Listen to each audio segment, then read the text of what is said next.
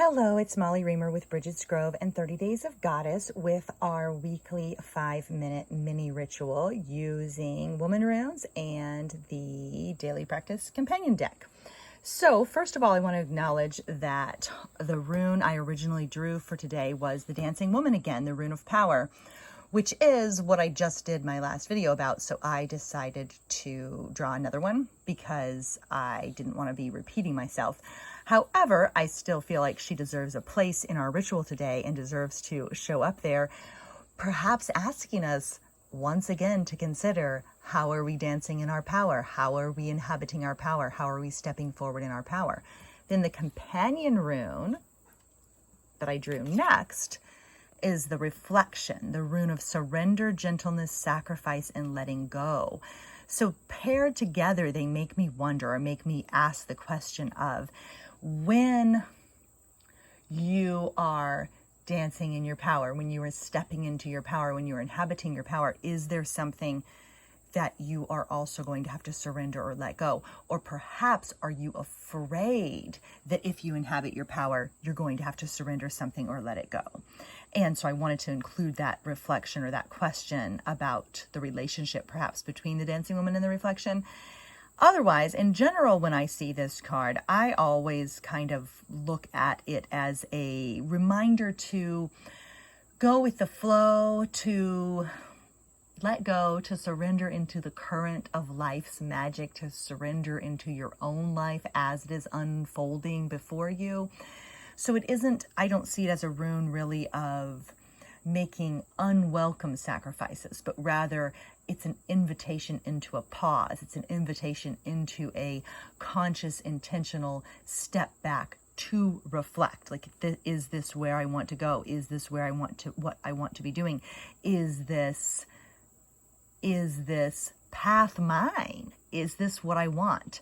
And you may discover with reflection that it is time to let something go, or to let yourself go into the current of life's own flow, kind of unclench your life and float.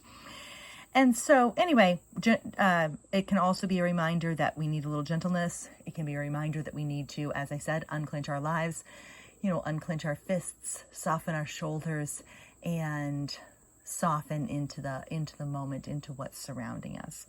So this week, let's consider both dancing with our power. When do we need to dance with our power? And when do we need to soften up and let go? And can the two of them hold hands? Can one lead into the other? Can some kind of letting go allow us to dance in our power? Okay, so that was a lot about those runes because I was kind of surprised to see the dancing woman again. She was on the top of the deck when I shuffled it, and she definitely got shuffled all the way in, and then I pulled her basically out of the middle. So a lot of times when runes recur like that, it's because maybe we still need to get something from them. Maybe there's something that we didn't let sink in. So anyway, then from the Daily Practice Companion, which has prompts, practices, and prayers, and then the booster pack add-ons, we got the word touch. And this one always reminds me to be aware that there's a touch of the sacred in all things, including yourself, including you. When I am feeling frazzled or disconnected, I put my hand against my heart or put my fingers around my own wrist, and that feeling of my heartbeat below my own skin is my reminder that there's the touch of the sacred in all things, even me. And then I went ahead and drew a word from our Cut Your Own deck for September, and we got keep. So I would see this as perhaps working together, like let us keep in touch with the sacred in all things.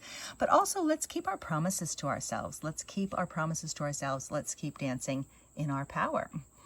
And then the practice, we had this one recently as well, but I really like this.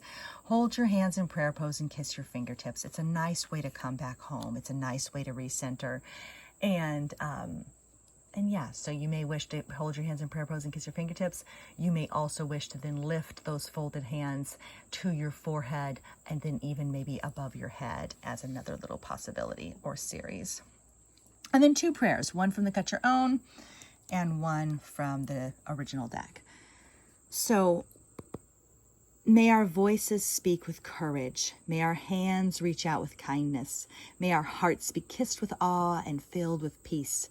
May we know both pleasure and satisfaction, strength and devotion, as we weave our own threads in the beautiful whole.